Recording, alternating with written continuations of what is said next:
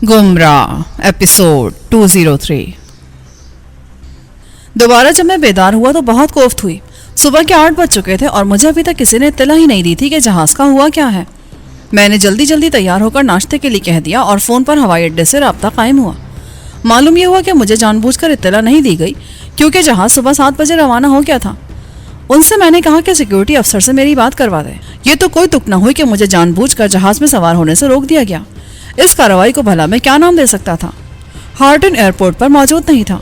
मैंने वहां से मायूस होकर धुम्मन को कॉल की। इस बार रिसीवर सिल्वर ने उठाया और अपनी जलतरंग जैसी आवाज में बड़े खूबसूरत लहजे में बोली, "May I know your name please?" "Oh damn it, मैं गयास बोल रहा हूँ। Ghiyas, the lady killer. Harrison को आपने जख्मी किया था ना? हाँ, वो मेरी गलती थी। अब जरा मेरी धुम्मन से बात करवा दें।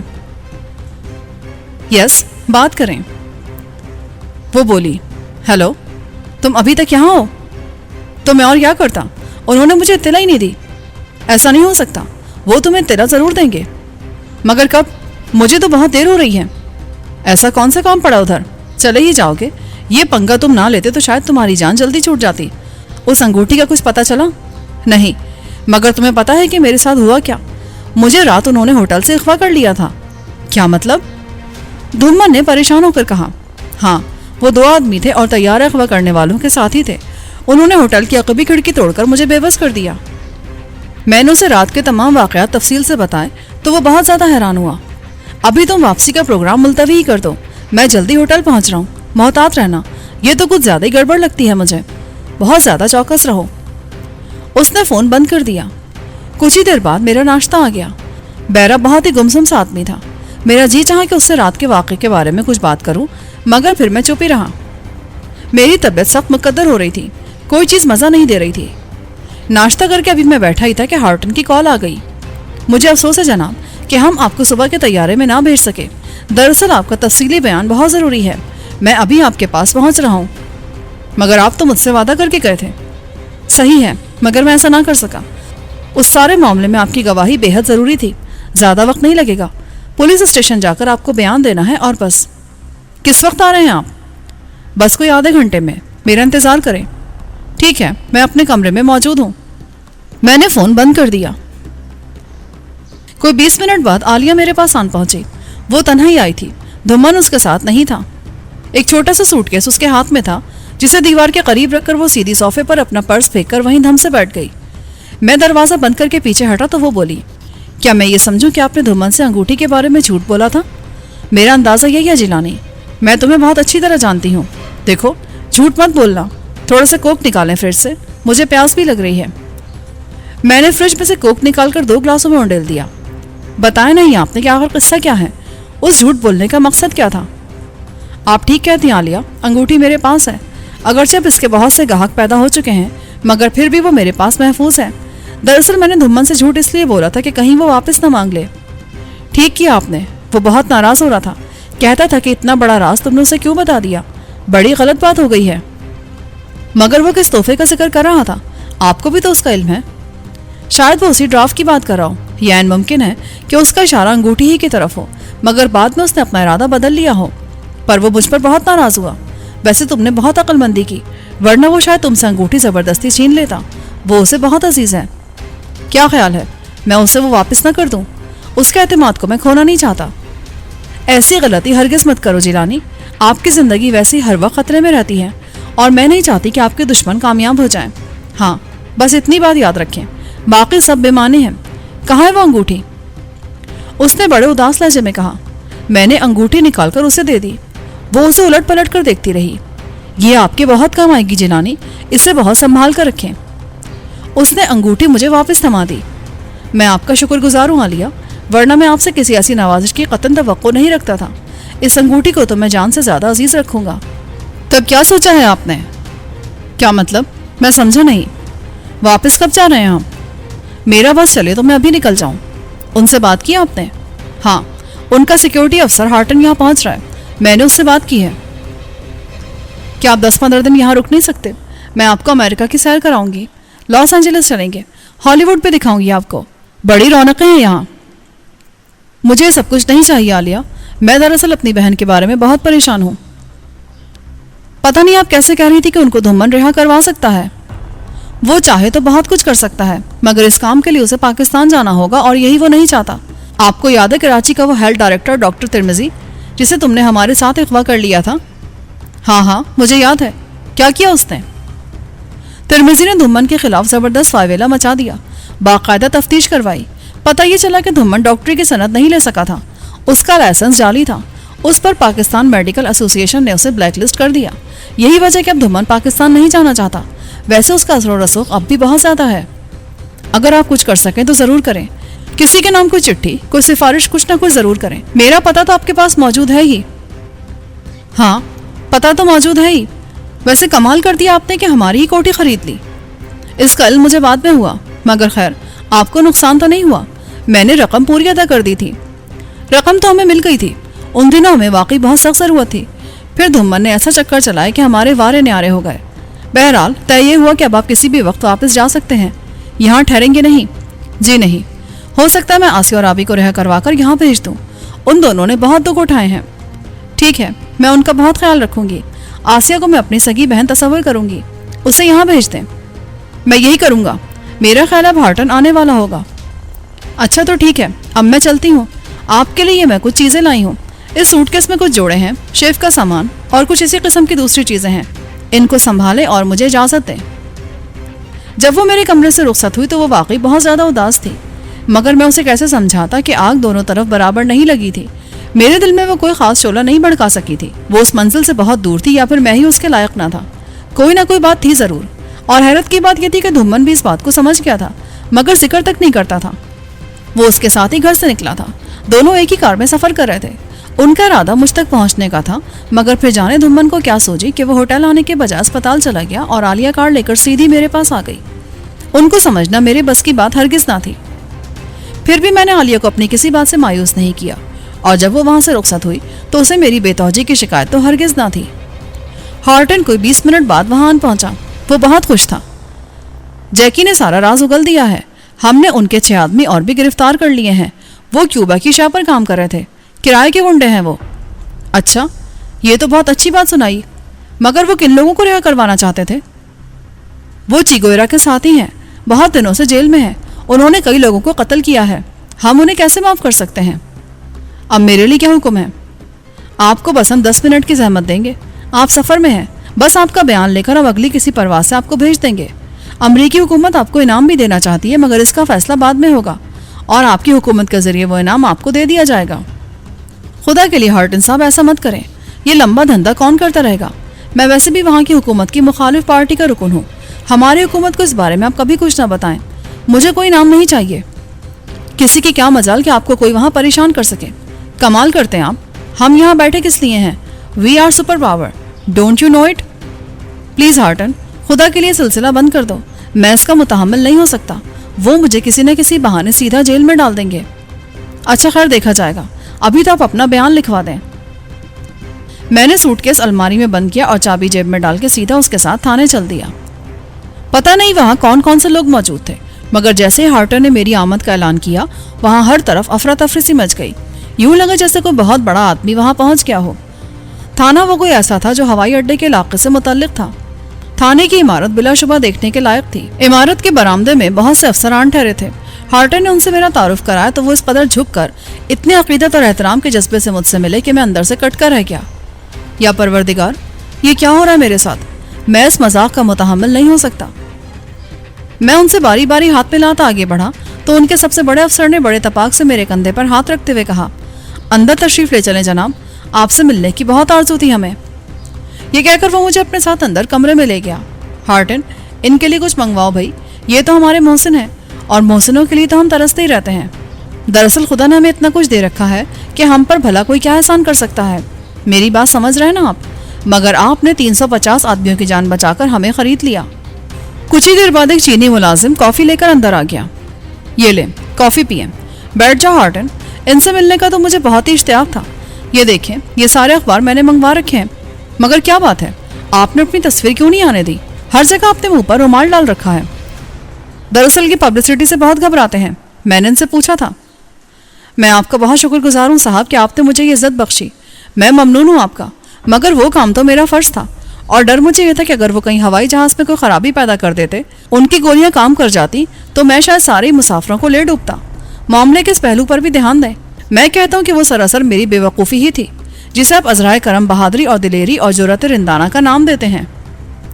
مجھے رندانہ کا کوئی صحیح انگریزی لفظ نہیں سوجا۔ میری بات سن کر وہ ہنسا۔ بات یہ مسٹر غیاث کہ جنگ میں آدمی کو دراصل نتیجے پر نظر رکھنی پڑتی ہے، اور وہ نتیجہ حیرت انگیز حد تک آپ کے حق میں رہا۔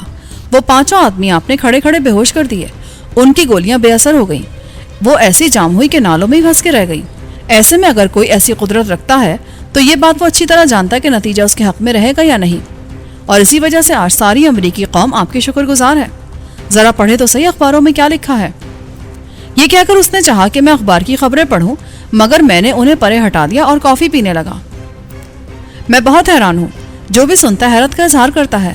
ان کے تمام ہتھیار کام کرتے تھے، بعد میں ہم نے انہیں چلا کر بھی چیک کیا، وہ بہت عمدہ حالت میں تھے۔ مگر آپ یہ بتائیں کہ وہ گولیاں جام کیسے ہو گئیں؟ بس اتنی سی بات آپ مجھے بتا دیں۔ میں نے ان کو بتایا تھا، مسٹر ہارٹن کو، کہ وہ اس قدر گھبرا گئے تھے کہ ان سے کوئی بھی گولی داغی نہیں جا سکی، ورنہ وہ مجھے یہیں ختم کر دیتے۔ اچھا، یہ بتائیں کہ ان کی گردنوں پر، ان سب کی گردنوں پر ایک ہی قسم کے نشان تھے۔ میں نے کئی ماہرین سے پوچھا ہے، مگر وہ کوئی خاص بات نہیں بتا سکے۔ سب نے یہی کہا ہے کہ کوئی رگ ہے جو دماغ تک جاتی ہے، وہ رگ دبا دینے سے آدمی بے ہوش ہو جاتا ہے۔ آپ یہ بتائیں کہ یہ سب کچھ 1 سیکنڈ میں آپ کیسے کر لیتے ہیں؟ وہ سب لوگ اسی رگ کے مل دینے سے بے ہوش ہوئے تھے۔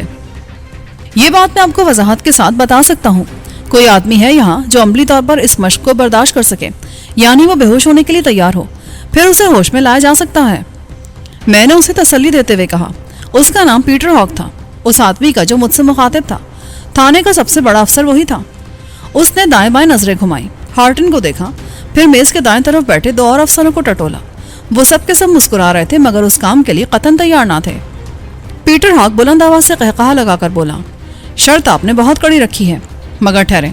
ہارٹن، شاعر کو بلائیں ذرا، وہ جو حوالات میں ہے، بڑا مان ہے اسے اپنے جسم پر، لائیں اسے، لے کر آئیں ذرا اسے۔ ہارٹن مسکراتا ہوا باہر نکل گیا۔ آپ پاکستان میں کہاں رہتے ہیں؟ لاہور میں۔ ادھر گلبرگ میں رہتا ہوں میں۔ اپنا پاسپورٹ آپ دکھا سکتے ہیں مجھے؟ جی کیوں نہیں، یہ ہے میرا پاسپورٹ۔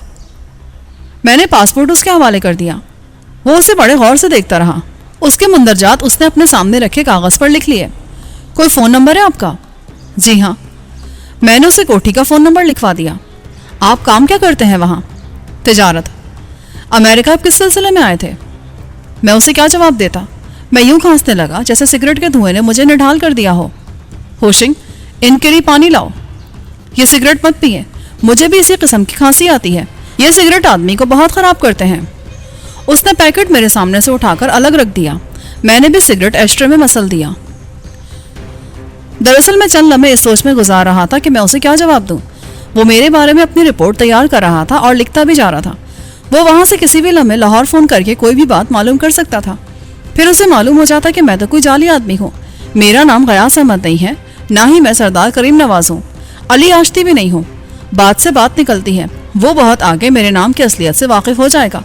اسے یہ معلوم کرنے میں دیر نہیں لگے گی کہ میں دراصل غلام جیلانی ہوں، اور میرے گھر میں کوئی ایسا آدمی نہیں تھا جو صورتحال کو سمجھ سکتا اور کہہ دیتا کہ ہاں غیاث احمد کا گھر یہی ہے۔ انہیں تو یہ بھی معلوم نہیں تھا کہ میں اس وقت کہاں ہوں۔ انہیں کون بتائے گا کہ میں کسی کی مہربانی سے بے ہوش ہو کر امریکہ پہنچا دیا گیا ہوں؟ کاش کہ میں نے عقل سے کام لیا ہوتا اور صبح ہی ان کو فون کر دیا ہوتا۔ کال تو مل ہی سکتی تھی۔ مجھ سے بہت ہی زبردست غلطی ہو گئی تھی، جس کا اس وقت تو کوئی ازالہ نہیں ہو سکتا تھا۔ بہرحال میں نے طے کیا کہ وہاں سے نکلتے ہی ہوٹل پہنچ کر سب سے پہلا کام یہی کروں گا۔ اب تو اس جھوٹ کو بہرحال نبھا ہی دینا چاہیے کہ اس کے سوا کوئی اور چارہ کار میرے سامنے نہیں تھا۔ ہوشنگ پانی لائے تو میں نے ایک ہی سانس میں سارا گلاس خالی کر دیا۔ میرا خیال ہے اب آپ کی طبیعت بہتر ہے؟ جی ہاں، ایسے ہی دم الٹ گیا تھا میرا۔ اتنے میں ہارٹن اندر داخل ہوا۔ اس کے عقب میں ایک اور آدمی تھا، بہت ہی پلا ہوا، جیسے وہ کوئی پہلوان ہو۔ بلا کی گردن تھی اس کی، جسے وہ بڑی مشکل سے گھماتا تھا۔ وہ آگے آ کر ہارٹن کے عقب میں کھڑا ہو گیا۔ کسی کو اس نے سلام نہیں کیا۔ پیٹر اسے دیکھ کر مسکرایا۔ ہیلو شاعر، کیا حال ہے تمہارا؟ فائن، ایک دم فائن۔ مجھے کیوں بلایا ہے؟ تم میری جان کیوں نہیں چھوڑتے؟ چھوڑ دیں گے، جان بھی چھوڑ دیں گے۔ ابھی ٹیلی گرفتار نہیں ہوا، اس کا پتہ تم بتاؤ گے تو ہمارا کام زیادہ آسان ہو جائے گا۔ میں کسی ٹیلی کو نہیں جانتا، پتہ نہیں وہ کون کتا ہے۔ مطلب کی بات کرو، ادھر ہماری شطرنج کی بازی چل رہی ہے۔ اچھا، تو یہ بات ہے. دیکھو یہ مسٹر غیاث احمد ہے, تم سے کچھ پنجہ آزمائی کرنا چاہتے ہیں. ہے یو ڈرٹی انڈین, ہم سے لڑنا چاہتا ہے, تیری یہ جرت. مسٹر شاعر, میں ہندوستان سے نہیں پاکستان سے آیا ہوں اور میں تم سے لڑنا نہیں چاہتا. یہ لوگ مذاق کر رہے ہیں, انہیں سمجھائے مسٹر ہارٹن, میں باہر جانا چاہتا ہوں. میں نے کرسی کی پشت کے ساتھ ٹیک لگاتے ہوئے کہا. نہیں شاعر, تم جاؤ شطرنج کھیلو. آپ بیٹھے مسٹر غیاث, ابھی تو ہم نے آپ کا بیان بھی نوٹ نہیں کیا, تشریف رکھیں. ہارٹن نے میرے کندھے پر ہاتھ رکھتے ہوئے کہا. مگر شاعر اس کی بات نہیں سن رہا تھا. اس کی آنکھیں پیٹر ہاک کی طرف اٹھ رہی تھیں جہاں سے اسے کوئی اور اشارہ مل رہا تھا. پیٹر کے معنی خیز ہنسی کا مفہوم میں اچھی طرح سمجھ رہا تھا. او نو مسٹر ہارٹن, مجھے کوئی بیان نہیں دینا, میں جا رہا ہوں.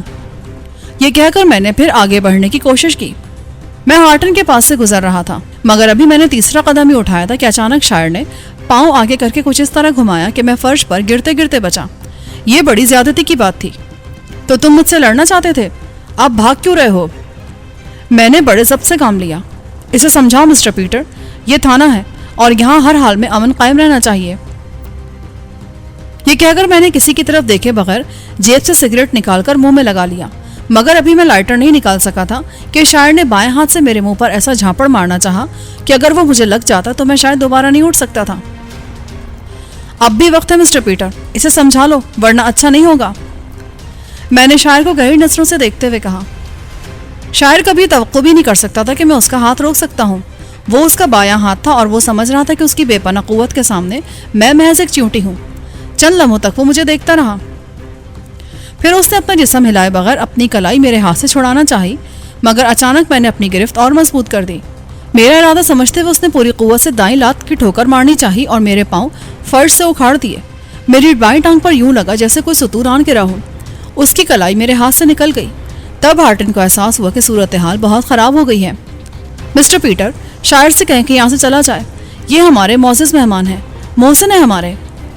مگر پیٹر ہاک نے اس کی یہ بات سنی انسنی کر دی. وہ ابھی تک میز کے سامنے کھڑا تھا.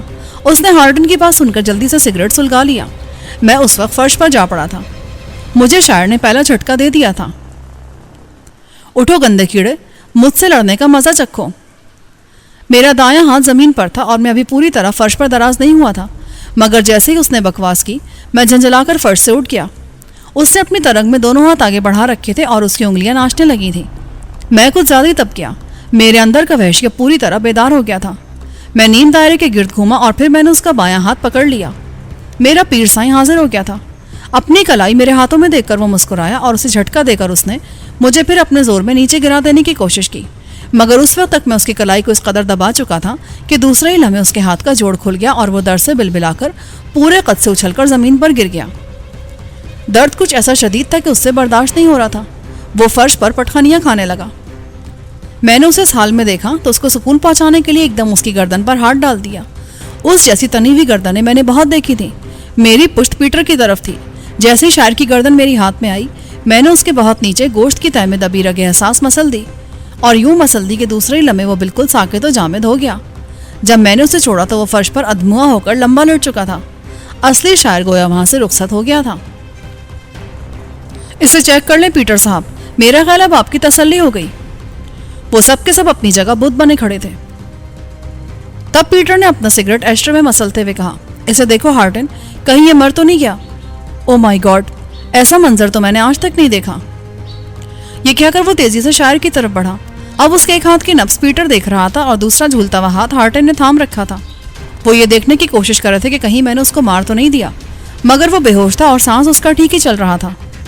کوئی اور مظاہرہ بھی کرنا چاہتے ہیں آپ؟ کیا خیال ہے ہارٹن, مسٹر پیٹر کو بھی تختہ مشق بناؤں؟ ایک مظاہرہ اور ہو جائے تو کیا حرج ہے. یہ مذاق کا وقت نہیں ہے. شرٹن, اسے ادھر فرسٹ ایڈ کے کمرے میں پہنچا دو, جلدی کرو. پتہ نہیں پیٹر صاحب کو کیا سوچی. یہ بہت برا ہوا سر, ایسا نہیں ہونا چاہیے تھا. پیٹر کا رنگ زرد پڑ چکا تھا. شرٹن نے دوسرے افسر کے ساتھ مل کر شاعر کو ڈنڈا ڈولی کر کے کمرے سے فوراً باہر نکال دیا. پیٹر مرجھائی آواز میں بولا, واقعی ہارٹن ایسا نہیں ہونا چاہیے تھا. مگر کیا یہ جلدی ہوش میں آ جائے گا مسٹر غیاث؟ جی ہاں, امید تو یہی ہے, بشرطے کہ اسے صحیح علاج مل سکے. براہ کرم میرا بیان لکھیں, مجھے جلدی واپس جانا ہے. مگر وہ اتنا الجھ چکا تھا کہ لائٹر کا شعلہ بھی اس کے ہاتھوں میں لرز رہا تھا اور وہ سگریٹ تک نہیں پہنچ رہا تھا. اس کا سر جھک گیا تھا. اس نے شاعر کو خامخواہ ذبح کروا دیا تھا اور اب وہ سوچ میں تھا کہ یہ اکیلا آدمی کیا کچھ نہیں کر سکتا۔ ایک شک کا ناگ اس وقت اس کے ذہن میں پھن پھیلانے لگا تھا۔ ان کا بیان لکھ لیں مسٹر ہارٹن، میں ذرا دوسرے کمرے میں جا رہا ہوں، دیکھتا ہوں کہ شاعر کا کیا حال ہے۔ یہ کہہ کر اس نے سر پر ٹوپی رکھی اور عقبی دروازے سے دوسرے کمرے کی طرف نکل گیا۔ میں جو کچھ کر چکا تھا اس سے میرا اپنا ہی ریکارڈ خراب ہو رہا تھا، اور میرے بارے میں ان لوگوں نے جان بوجھ کر اپنی تفتیش کا سلسلہ لمبا کر دیا تھا۔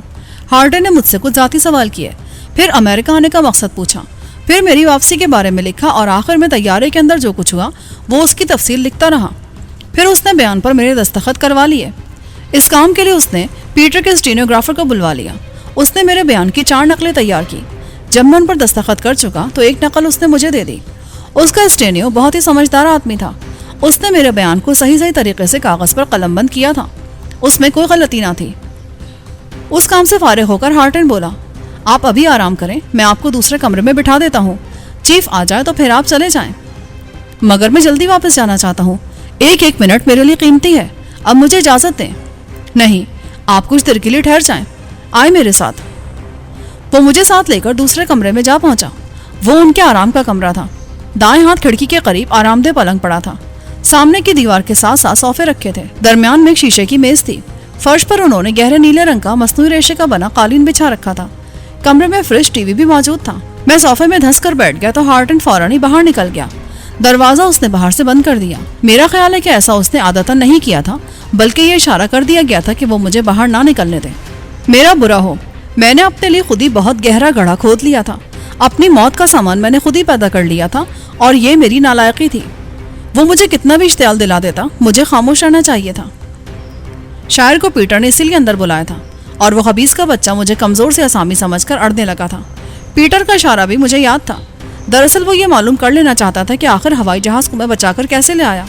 وہ کیا چیز تھی میرے پاس جس کی وجہ سے میں اتنے سارے مسلح آدمیوں کو بے بس کر چکا تھا، اور اب اس نے وہ عملی مظاہرہ بھی دیکھ لیا تھا، اور وہ یہ بات سوچنے میں بڑی حد تک حق بجانب تھا کہ یہ شخص جو امریکہ میں بغیر کسی وجہ کے آن پہنچا ہے تو اس کا منشا کیا ہے، اس وحشی جانور کے مالک کا نام کیا ہے، اور وہ مجھ سے کیا کام لیتا ہے۔ وہ اسی فکر میں ہلکان ہو رہا تھا۔